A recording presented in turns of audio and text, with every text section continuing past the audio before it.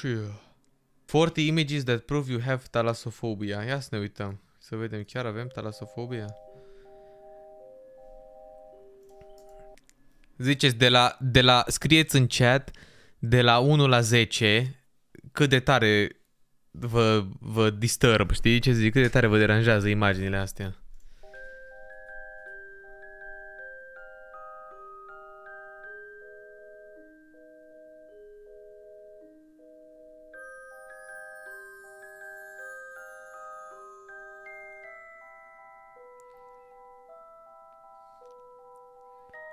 Asta nu înțeleg care e schema cu ea. Ai un rechin acolo.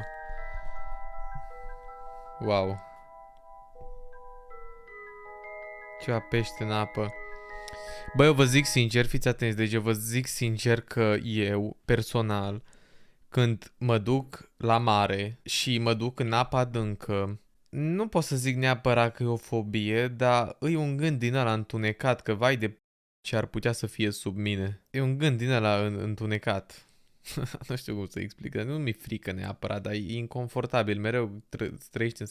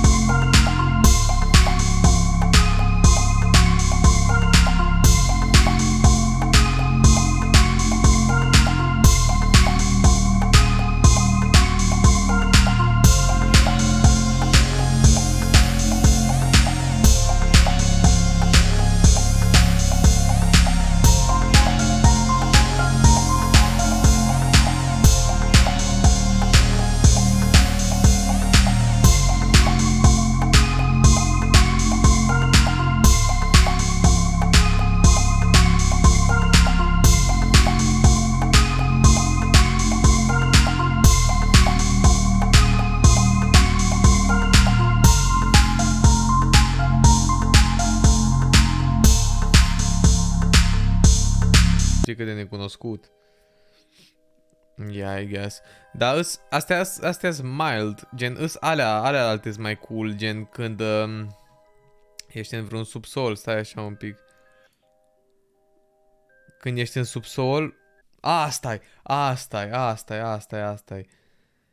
e scary as fuck, bro. Adică nu neapărat că e scary, că pe mine personal nu mă sperie, dar e dubios tare, frate. E dubios as fuck.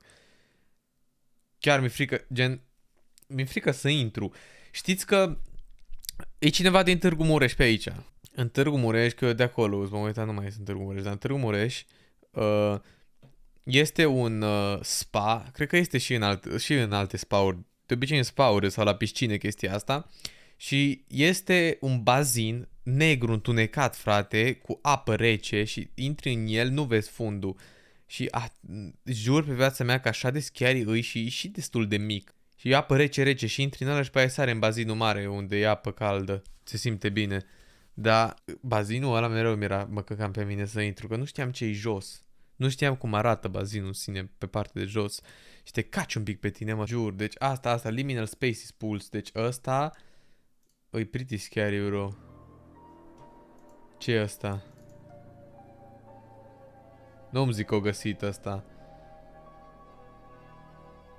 So I've come across a certain trend in liminal space photos, and it's the fact that pools and water parks are actually extremely popular.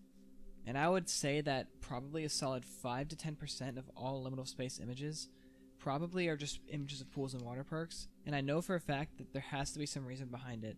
It's so popular that people will even relate pools to photos where there won't be a pool in it at all. Take this image for example. Me personally, I totally can imagine turning the corner of this hotel, and that's where the pool room would be.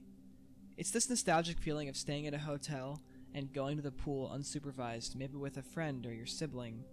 And as soon as you open the door, you get hit with this strong scent of chlorine, and it's a lot stronger than when you're at a normal pool, and it's a lot more distinct. Jur. From my memories, I always remember the hotel Ah, pools ce urât arată, having little to no Doamne. people in them.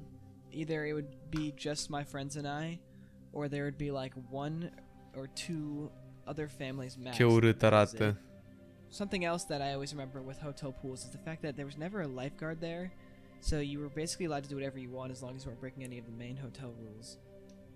My assumption for why there is usually no people there is because if a family is going to stay at a hotel, they're probably there for a certain event, or they're there for the location, or, you know, they're at the beach, and obviously they're not going to go to the pool.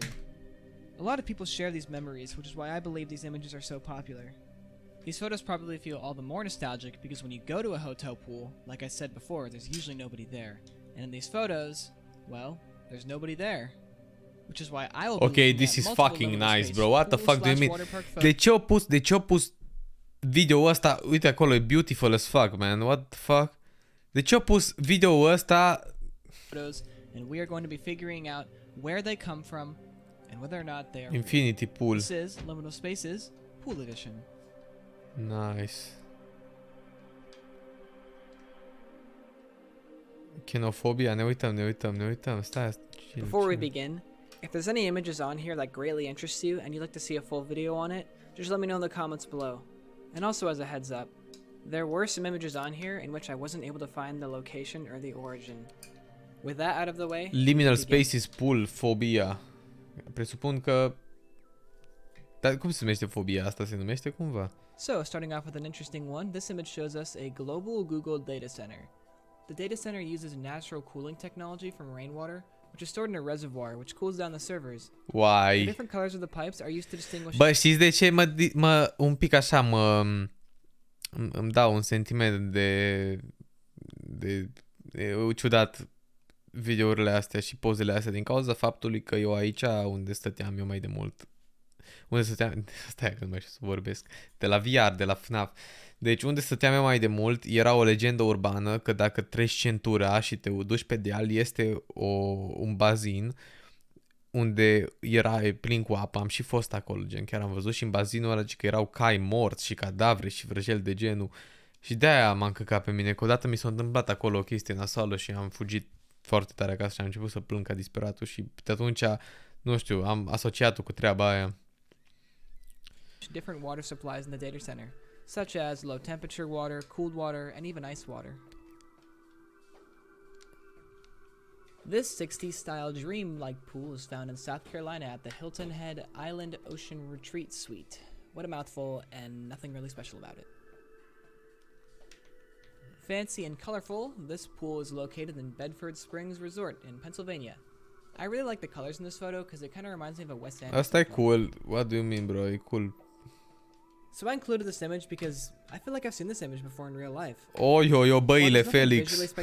Băile It Felix, gives up bro. that liminal vibe because it feels so familiar. This is also the first image I couldn't find.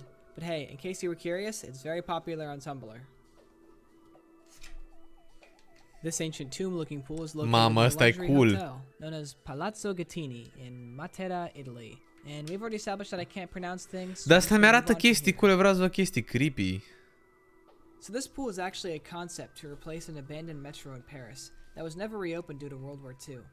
The metro still lies abandoned below, but a politician had the idea to use the empty space for What many the different fuck? things, such as a restaurant, a theater, and a nightclub.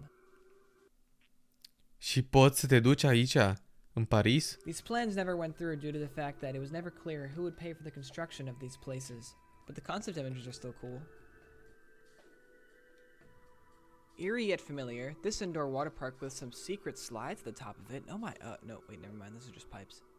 This photo is taken from an indoor and outdoor water park known as Lost World Water Park in Lake Delton, Wisconsin. And I'm gonna be honest, this place looks really cool and I kinda wanna go to it. Another indoor water park, but this one has a strange design. Calitatea and the fact pozelor, that rather than categoric. having one large pool, there's just a bunch of smaller ones. This must suck because I always remember getting out of the pool in an indoor facility, and the air was always extremely cold. This water park is known as the Flamingo Spa in Vanta, Finland.